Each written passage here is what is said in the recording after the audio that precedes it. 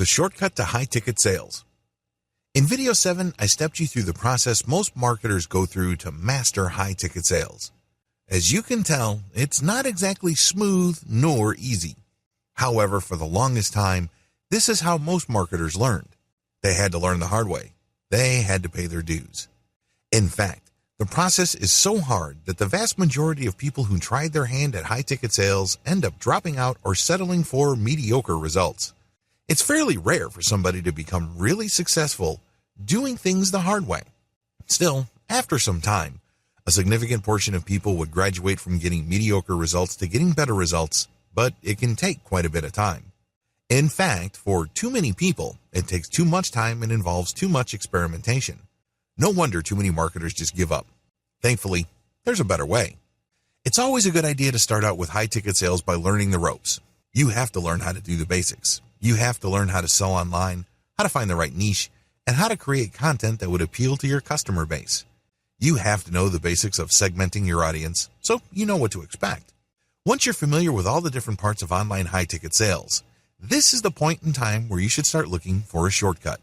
Don't do it before this point. This is extremely important. You have to go through the process of learning high-ticket sales the traditional way. But once you have a good understanding of all the different moving parts and everything that's involved in the process, then and only then should you start thinking about shortcuts. Use these shortcuts to take your high-ticket sales marketing efforts to a whole new level.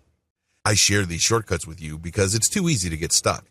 It's too easy to feel like you're just banging your head on the wall, and in frustration, you drop everything. A lot of people who try high-ticket sales or affiliate marketing in general go through this process. A lot of them never come back. A lot of them just quit. I don't want you to be one of those people.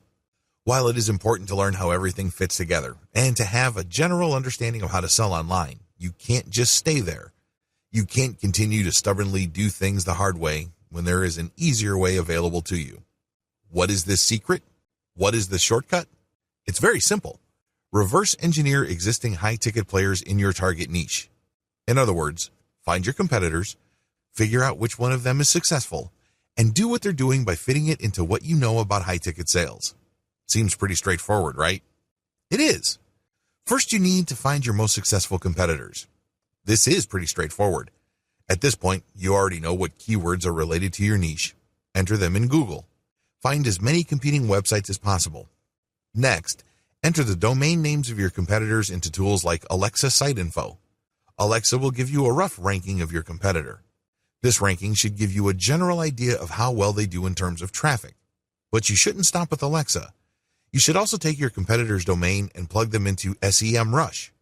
SEMrush will tell you how well they're doing when it comes to SEO. Putting all these data sets together, you can get a good idea which of your competitors are getting a lot of traffic in your niche and which ones are struggling. Learn from the winners. Filter your list and focus on a fairly small number of competitors.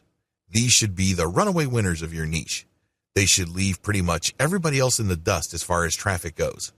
Again, we're estimating traffic based on Alexa score and search engine visibility provided by tools like SEMrush.com. What to look for? Now that you have your shortlist going, study the following features of your competitors. Their content strategy. What do they write about? What do they focus on? What themes keep cropping up among all your major competitors? Their ads. What kind of ads do they normally show? Do they push services or merchandise or both? Are these ads for high-ticket items or do they mix in low-ticket items? Do they openly advertise their $1 or buyer list products? Their mailing list strategy. Do they have a mailing list? Join their mailing list and see if they segment or filter their main mailing list into smaller lists. Do they use $1 items to create buyers lists? Their ad designs. Pay attention to the text of their ads as well as their formatting. Pay attention to whatever graphics they use in their ads. Their branding efforts. Do they bother to create a brand? Do they actively engage their site visitors in crafting their brand message? Do they talk about brand values? Their social media presence. By social media, I am referring to the broadest definition of that term. Look for your competitors on forums, Facebook groups, Facebook pages, Facebook comments, Pinterest, Instagram, Twitter, SlideShare, and everywhere else.